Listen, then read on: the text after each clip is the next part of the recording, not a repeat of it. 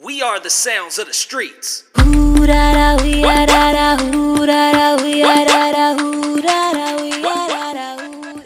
Hello दोस्तों, आपका स्वागत है हमारे चैनल डेस्टिनिया पे, जहाँ पे हम लोग पिछले पार्ट से आगे बढ़ते हैं 17वें नंबर पर क्वेश्चन पे। तो अब 17वां नंबर क्वेश्चन है, निम्नलिखित में से कौन सा विकासात्मक विकार का उदाहरण नहीं है? ए आत्मविमोह, बी प्रमस्तिघात, सी पर अभिघातज तनाव या डी न्यून अवधान सक्रिय विकास। तो आत्मविमोह हमारा जो है ये विकास से जुड़ी समस्या है। प्रमस्तिघात भी हमारी विकास से ही जुड़ी समस्या है। न्यून अवधान सक्रिय विकास भी आपका विकासात्मक विकार से संबंधित है, पर अभिघातज तनाव ये हमारा विकासात्मक विकार का उदाहरण नहीं है। तो इस पे हम लोग ध्यान देंगे। आत्मविमोह का मतलब ये होता है कि इसमें बातचीत करने में दिक्कत होता है, तकलीफ होता है लोगों को। प्रमस्तिघात क्या होता है? तो ये जो है शरीर की गतिविधि और मांसपेशियों को खींच देता है, ये भी एक विकार है विकासात्मक। पर अभिघातज तनाव ये जो है केवल तनाव है, जिसमें भयानक यदि आपके साथ कोई घटना गुजर जाती है तो उससे आप सामान्य स्थिति में आ नहीं पाते हैं। चलिए नेक्स्ट क्वेश्चन पे चलते हैं। तो इसका ऑप्शन नंबर क्या होगा? सी होगा, पर अभिघातज तनाव। अगला क्वेश्चन है आपके सामने, विकास की किस अवस्था में बुद्धि का अधिकतम विकास होता है? ए बाल्यावस्था, बी शैशवावस्था, सी किशोरावस्था, डी प्रौढ़ावस्था। तो विकास की अवस्था जो है सबसे ज्यादा किशोरावस्था में बुद्धि का अधिकतम विकास होता है। ध्यान दीजिएगा इस बात को। तो इसका ऑप्शन नंबर होगा सी किशोरावस्था। अगले क्वेश्चन पे चलते हैं। 19वां नंबर क्वेश्चन है आपके सामने, विकास का वही संबंध परिपक्वता से है जो उद्दीपन का से है। ए परिवर्तन, बी प्रतिक्रिया, सी प्रयास या डी परिणाम। तो विकास का संबंध जो है परिपक्वता से, यानी विकास जैसे जैसे होता है वैसे वैसे हम लोग का एक्सपीरियंस बढ़ता जाता है, वो परिपक्व होता जाता है। इसी प्रकार उद्दीपन जो है, जो ही उद्दीपन हमारे सामने होता है, हम लोग को उद्दीपन लगता है तो तुरंत हम लोग जो है क्या करते हैं? प्रतिक्रिया देते हैं। जैसे कि आप चले जा रहे हैं रास्ते में, अचानक आपके सामने एक सांप आया, उद्दीपक आया, तो आपके अंदर से उद्दीपन निकला और आपका क्या हुआ? प्रतिक्रिया हुआ। आप डरेंगे, भागेंगे, जो भी करेंगे वो प्रतिक्रिया के रूप में आएगा। तो इसलिए विकास का वही संबंध परिपक्वता से है जो उद्दीपन का प्रतिक्रिया से है। नेक्स्ट क्वेश्चन चलते हैं। क्वेश्चन नंबर हम लोग का 20 है। 20वां नंबर क्वेश्चन हमारे सामने है, एक प्रसामान्य 12 वर्ष की आयु के बच्चे में सबसे अधिक क्या होना संभव है? तो चूंकि बच्चा जो है 12 वर्ष की आयु में है, ध्यान देना पड़ेगा ये। ए ऑप्शन है आपके सामने, कुल प्रेरक समन्वय में कठिनाई, बी है वयस्कों को खुश करने के बारे में दुश्चिंता की अनुभूति, सी है अब और यहाँ में उसकी रुचियों को सीमित करना, डी है समकक्षी के अनुमोदन के लिए बेचैनी। तो 12 वर्ष की आयु में के बच्चे में सबसे ज्यादा समकक्षी के अनुमोदन के लिए बेचैनी होती है, अतः इसका ऑप्शन नंबर डी सही होगा। नेक्स्ट क्वेश्चन चलते हैं। 21वां नंबर क्वेश्चन है आपके सामने, वृद्धि तथा विकास में अचानक कोई आकस्मिक परिवर्तन नहीं होता, इस सिद्धांत का संबंध है किससे है? ऑप्शन नंबर ए है व्यक्तिगतता के सिद्धांत से, बी है निरंतरता के सिद्धांत से, सी है परिमार्जिता के सिद्धांत से, डी है समन्वय के सिद्धांत से। तो आपका आकस्मिक परिवर्तन नहीं होता है वृद्धि और विकास में, इसका मतलब पहले समझ लेते हैं, फिर ऑप्शन अपने आप क्लियर हो जाएगा। तो आकस्मिक परिवर्तन नहीं होना यानी अचानक परिवर्तन नहीं होता है। तो अचानक परिवर्तन नहीं होगा तो कैसे होगा? धीरे धीरे होगा, और जब धीरे धीरे होगा तो इसमें क्या आएगी?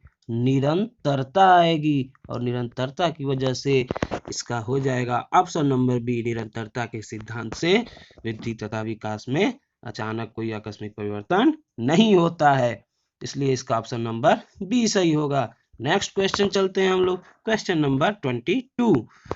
मानव विकास कुछ विशेष सिद्धांतों पर आधारित है, निम्नलिखित में से कौन सा मानव विकास का सिद्धांत नहीं है? ऑप्शन नंबर ए है अनुक्रमिकता, बी है सामान्य से विशिष्ट, सी है प्रतिवर्ती, डी है निरंतरता। तो मानव विकास का सिद्धांत अभी हम लोग ऊपर वाले में ही पढ़े हैं, निरंतरता का सिद्धांत तो होता ही है, अनुक्रमिकता का भी सिद्धांत होता है, क्योंकि एक क्रम के द्वारा हम लोग का विकास होता है। जैसे कि सबसे पहले बाल्य शैशवावस्था आएगी, फिर बाल्यावस्था, फिर किशोरावस्था, फिर प्रौढ़ावस्था, ऐसे करके आता। तो एक क्रम निर्धारित रहता है। सामान्य से विशिष्ट, इसका मतलब सामान्य गतिविधियों से को करते हुए हम लोग उसमें विशिष्ट हो जाते हैं, तो ये भी सिद्धांत है।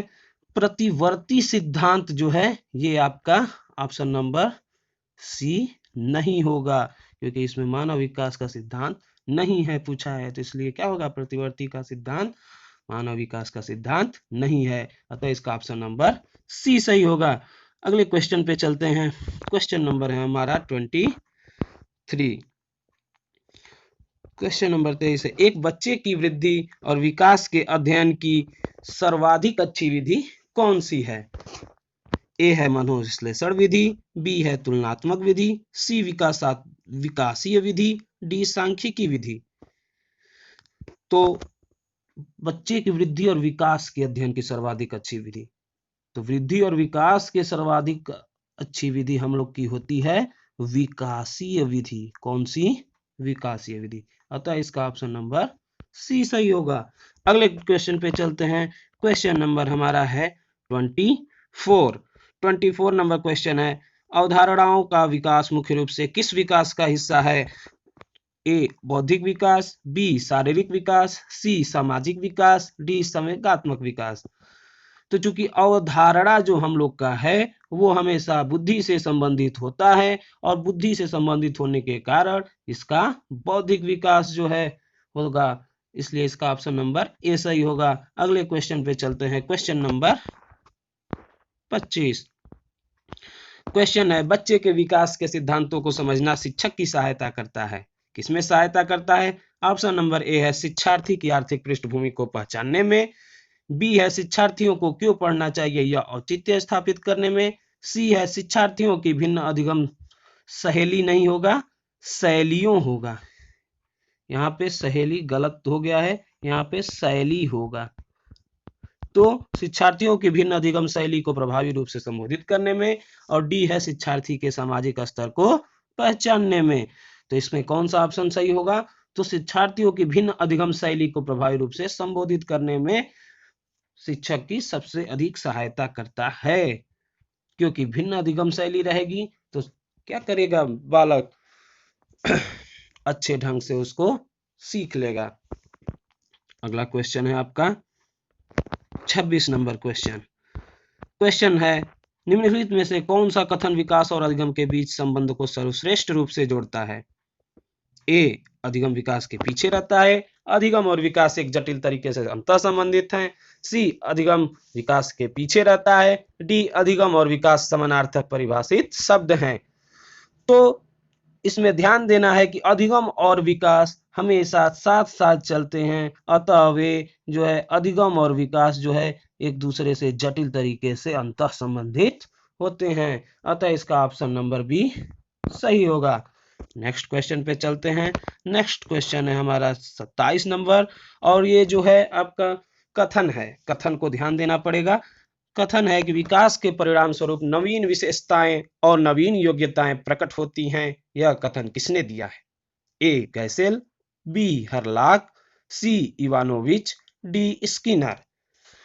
तो विकास के परिणाम स्वरूप नवीन विशेषताएं और नवीन योग्यताएं प्रकट होती हैं, ये कथन है आपका हरलाक का। हरलाक ने कहा है कि विकास के परिणाम स्वरूप नवीन विशेषताएं और नवीन योग्यताएं प्रकट होती हैं। अगला क्वेश्चन पे चलते हैं। नेक्स्ट क्वेश्चन है आपका 28 नंबर, निम्न में कौन सा शारीरिक विकास का एक प्रमुख नियम है?